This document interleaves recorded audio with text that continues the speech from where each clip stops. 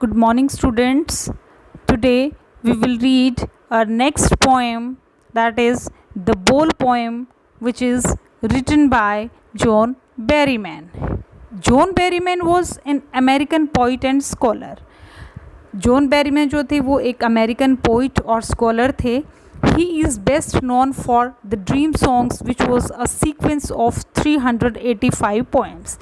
John Berryman को उनकी collection dream Songs के लिए जाना जाता है, जो कि 385 कविताओं की एक सीक्वेंस थी, और इसके लिए ही won Pulitzer prize for the Dream Songs, और ड्रीम सॉन्ग्स के लिए उनको साहित्य का पुलित्ज़र पुरस्कार भी मिला था.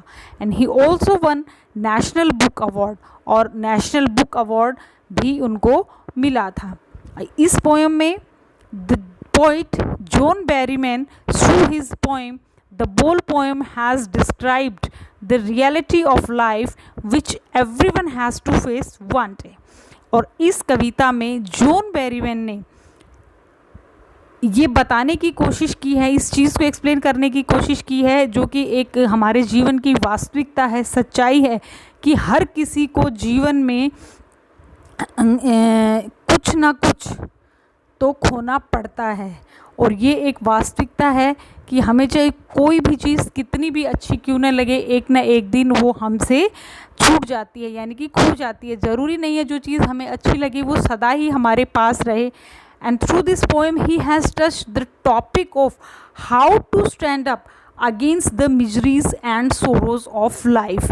और इस टॉपिक को लेकर इस पोएम में कवि ने ये दिखाने की कोशिश की है कि जब हमारे जीवन में, क्योंकि जब हमारी कोई प्रिय चीज़ या कोई इंसान जो हमें बहुत अच्छा लगता है, जब वो हमारी ज़िंदगी से जाता है, जब हम उसको खोते हैं तो हमें बड़ा दुख होता है और बहुत पीड़ा होती है. तो कवि इस पोएम के माध्यम से बताना चाहता है कि हमें कैसे उस दुख और पीड़ा की घड़ी में अपने आप को संभालना है और उसके खिलाफ मजबूत होकर खड़े होना है. इस समरी इस पोएम में क्या है, क्या है? The poet is talking about a little boy who has lost his ball. He was playing with his ball. The ball skipped from his hand and went into the near by water body.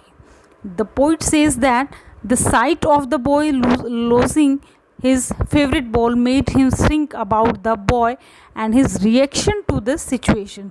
इस कविता में कवि एक लड़के के बारे में बात करता है जिसकी कि एक बॉल गुम हो जाती है. वो अपनी बॉल के साथ खेल रहा होता है और अचानक से वो बॉल उसके हाथ से छूटकर पास में ही एक वाटर बॉडी थी, कोई भी यानी कि पानी इकट्ठा था, चाहे वो झील थी, नदी थी, समुद्र थी, वाटर बॉडी कुछ भी, उसमें गिर जाती है. और the poet says this side of the ball, उस लड़के को देखकर कवि कहता है कि losing his favourite ball made him think about the boy and his reaction to this situation. और उस लड़के को देखकर कवि उस लड़के को देखता है, उसका रिएक्शन देखता है और वो सोचता है उसके बारे में कि लड़का क्या रिएक्शन देता है. He further says that the boy was helplessly looking into the water where his ball had gone. और वो लड़का, क्योंकि उसकी बॉल गुम हो गई है, बच्चा है, और लगातार उसी जगह को देख रहा है जहाँ जाकर उसकी बॉल गिरी थी. He was sad and was trembling with fear. He got so immersed in his sorrow that he kept standing near the harbor for a very long time and kept on looking for his ball. और वो लड़का उसकी ball के गिर जाने से पानी में, समुद्र में, तो वो हार्बर यानी कि बंदरगाह, समुद्र के किनारे वो खड़ा है और काफ़ी देर तक वो खड़ा रह जाता है और उस बॉल को जो जहाँ वो गिरी थी वहीं उस चीज़ को देखता रह जाता है. क्यों? क्योंकि उसको बहुत ज़्यादा दुख हो रहा है कि उसकी बॉल गुम हो गई है. The poet says that he could console him that he may get new balls, और he could also give him some money to buy another ball, but he stops himself from doing so. अब poet ये सोचता है कि काश कि वो उसके पास जाए और उसको ये समझा सके, उस बच्चे को, उसको कंसोल कर सके, उसके साथ सहानुभूति जताए और उसको ये कहे कि कोई बात नहीं है, हम और पैसे से दूसरी नई बॉल ले आएंगे. बट ही स्टॉप्स हिमसेल्फ, लेकिन पोइट अपने आप को रोक लेता है ऐसा करने से. क्यों? Because he thinks that the money may bring a new ball but will not bring the memories and feelings attached to the lost ball. और कवि अपने आप को रोक लेता है और कहता है क्योंकि अगर वो ऐसा करता है तो हो सकता है भाई पैसे खरीद कर हम दूसरी बॉल तो वो ले लेगा, लेकिन जो उसकी यादें और जो उसकी फीलिंग्स, उसकी भावनाएं उस बॉल के साथ, उस गुम हुई बॉल के साथ जुड़ी हुई हैं, उनको वो कभी भी वापस नहीं ला सकता. He further says that the time has come for the boy to learn his responsibilities. Here the poet wants to say that, अब यहाँ कवि ये कहना चाहता है कि जो लड़का है, सच्चाई क्या है कि वो लड़का जो है इससे क्या सीखेगा.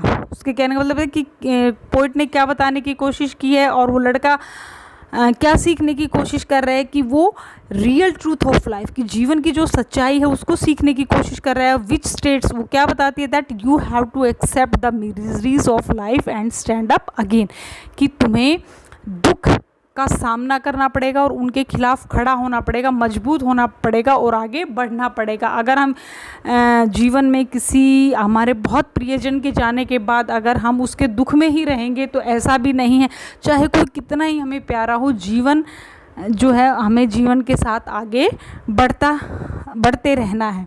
And this is the truth which everyone has to learn in his or her life, और the harsh truth of standing up against the old miseries of life that everyone has to bear. और ये सिर्फ जीवन की कड़वी सच्चाई है और जो हम सबको, हर इंसान को समझनी होती है कि चाहे कितना ही बड़ा दुख हो, हमें उसके आगे खड़ा होना होता है, उसको अपने आप को संभालना होता है और जीवन में आगे बढ़ना होता है. तो यही मैसेज जो है इस पोएम में कवि ने दिया है. और एक मैसेज और की ये दिखाने की कोशिश करी है कवि ने कि हमें चीज़ों को संभाल के रखना. अगर वो बच्चा उस बॉल को बहुत ध्यान से रखता तो हो सकता है वो ना गिरती.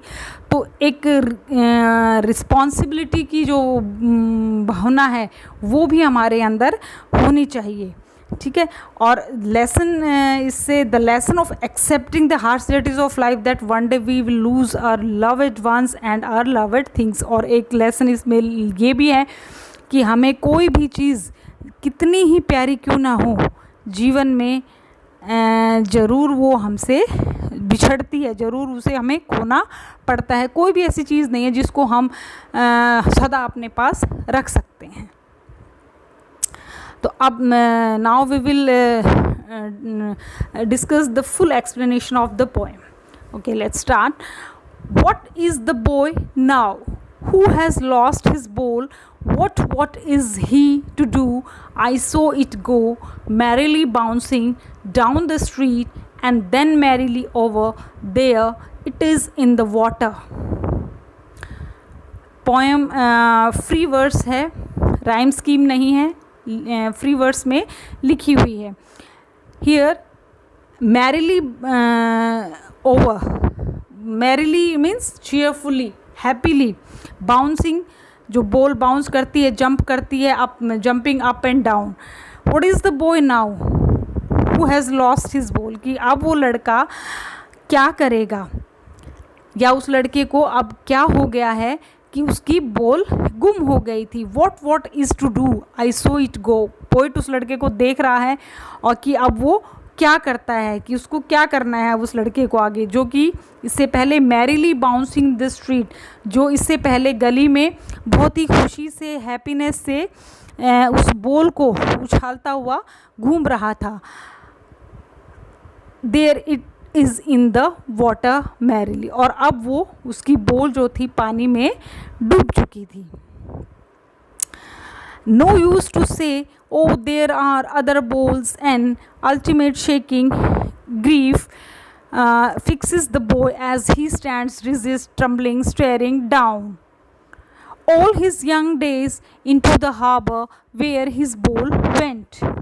अब नो यूज़ टू से, पोइट कहता है कि उसको कहने का कोई फ़ायदा, इस बात को कहने का कोई फ़ायदा नहीं है. Oh there are another other balls, कि और भी बॉल्स हैं, और भी गेंद हैं, हम पैसे दे के खरीद सकते हैं. And ultimate shaking grief fixes the boy, और एक लड़के को बिल्कुल शेकिंग ग्रीफ मतलब जो हिला देता है अल्टीमेट की मतलब बहुत गहरा दुख उस बच्चे को होता है। फिक्सिस द बॉय, बच्चे को बहुत गहरा दुख होता है। एज ही स्टैंड्स रिजिड, और वो वहीं फिक्स होके ट्रम्बलिंग कांपता हुआ, स्टेयरिंग डाउन और घूरता हुआ उस जगह पर देखता हुआ all his young days into the harbour where his ball went, और उन पुराने दिनों को याद करता है जब उसके पास वो बॉल होती है और लगातार उस जगह को वो देखता रहता है, सोच रहा है कि बंदरगाह देख रहा है कि जहाँ उसकी बॉल चली गई थी। I would not intrude on him a dime, another ball is worthless. Now he senses first responsibility in a world of possessions. अब कवि ये कहता है कि I would not intrude मतलब इंटरफेयर करना या उसको डिस्टर्ब करना। मैं उसको डिस्टर्ब नहीं करूँगा, उसको इंटरफेयर नहीं करूँगा, उसके पास नहीं जाऊँगा और ये नहीं कहूँगा कि पैसा देकर हम दूसरी बॉल खरीद रख सकते हैं। No, now he senses his first responsibility, कि अब वो अपनी जिम्मेवारी को समझेगा, पहली अपनी जिम्मेवारी को समझेगा। In a world of possessions, world of possession मतलब जो मटेरियलिस्टिक वर्ल्ड है, इसमें हम चीज़ें जो हैं वो हमसे छूटती रहती हैं, ऐसा नहीं खोती रहती हैं, और हमें बिल्कुल चिपक कर नहीं रहना है उन चीज़ों के साथ कि वो कभी भी हमसे अलग नहीं होंगी। People will take balls will be lost always, little boy and no one buys a ball back, money is external. और कभी कहता है कि छोटे बच्चे लोग बॉल लेते हैं और गुम होती रहेंगी, बॉल जो है खरीदेंगे लेंगे वो गुम भी होती रहती है हमेशा, और and no one buys a ball back, और कभी भी जो गुम हो जाती है जो बॉल वो कभी वापस नहीं आती। और मनी इज़ एक्सटर्नल, और मनी जो है एक बाहर की चीज़ है, उससे देकर हम कुछ भी खरीद सकते हैं। कहने का भाव यहाँ पर कवि का ये है कि जो हमारे नियर डियर जो भी हैं हमसे एक बार अलग हुए, गुम लॉस्ट हुए यानी खोए, तो वो दोबारा कभी वापस नहीं आते। He is learning well behind his desperate eyes the epistemology of loss, how to stand up, knowing what everyone must one day know and most know many days how to stand up। और अब वो बच्चा जो है अपनी well behind his desperate eyes, desperate means निराश, आंखों के पीछे से कुछ सीख रहा है। The epistemology of death of loss, epistemology मतलब साइंस ऑफ नॉलेज की ज्ञान, क्या ज्ञान ले रहा है, क्या उसको पता चल रहा है कि किसी चीज़ को खोने का दुख कैसा होता है और कैसे उस दुख को भूल कर आगे बढ़ा जाता है। Knowing what everyone must one day know, और ये चीज़ हर एक किसी को जाननी होगी। And most know many days how to stand up, और ज़्यादातर लोग समझ जाते हैं वक्त के साथ, परिस्थितियों के साथ सब अपने आप को संभाल लेते हैं। कोई भी चीज़ जो है वो हमेशा के लिए नहीं है। सभी चीज़ें जो मटीरियलिस्टिक हमारे मटेरियल थिंग्स जो हैं वो सारी ट्रांजिटरी हैं और लॉस्ट होती रहती हैं, और तो उसके खिलाफ हमें खड़ा होना है। ये नहीं है कि हमें किसी भी चीज़ को पकड़ के रखना है या सदा वो हमारे पास रहेंगी। हम कोई भी ऐसी चीज़ नहीं है जो सदा हमारे पास रहेगी। तो दुख तो होता है, लेकिन उस दुख को भूलकर हमें खड़ा होकर आगे जीवन में बढ़ना है। और इस पोएम में यही मैसेज कवि ने सभी को दिया है। And that's all about the poem the ball poem.